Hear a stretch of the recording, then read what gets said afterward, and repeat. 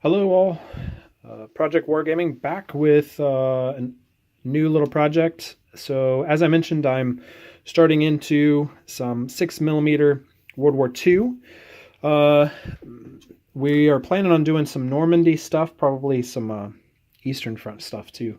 But we're going to start with Normandy. So I have already done quite a bit of stuff in 28mm. So here you can see some hedgerows that I've made in 28. I was happy with how they turned out. I just had some wooden bases, and then I put some insulation foam on there, carved it out, covered it with flock and gravel, and then added in the trees and such. So I was happy with how that came out, but obviously I've kind of moved on to a different scale. So I am moving into 6mm, and so this is kind of what I've worked out for 6mm hedgerows. So Normandy Bocage, I guess it would be.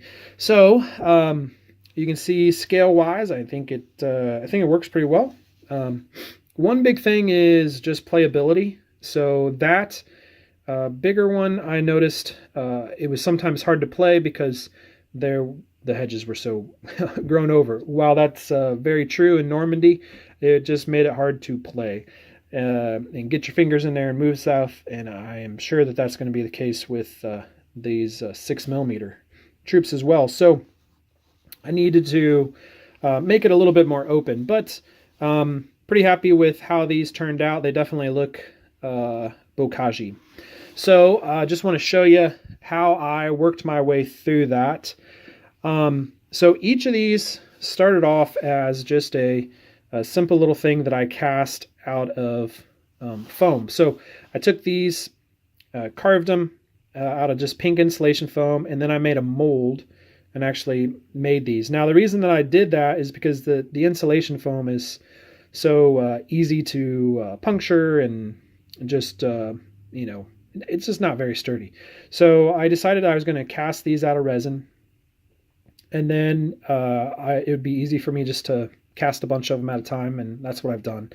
And then I wanted to, since 6mm stuff, I want to magnetize the bottom. So you can see on the bottom here that I have put a little bit of magnet, so that'll help in storage. They won't get tore up as bad.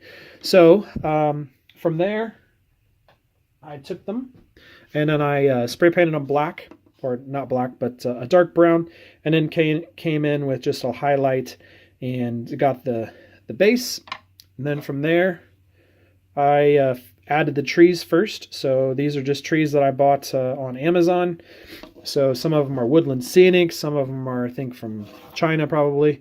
So here's just a little guy that I bought from Amazon. So just a little thing just to give you scales. And this is another little one here. Just trying to get different textures and different types of trees. Here's just a smaller woodland scenics. It's kind of standard. This is one that I made myself out of pipe cleaners. There's lots of videos on how to do that on YouTube. So put the trees in first, and then I came in next with just a mix of clump foliage from Woodland Scenics, hot glued that down, and put it on there to make the actual edge. And then I came in after that and cleaned up or hid some other spots with just some other types of color to do it. These Woodland Scenics trees were a little fragile for some reason. When I got them this year, the plastic was a little fragile. So I have these bigger clumps, and so I glued them onto some different pieces as well.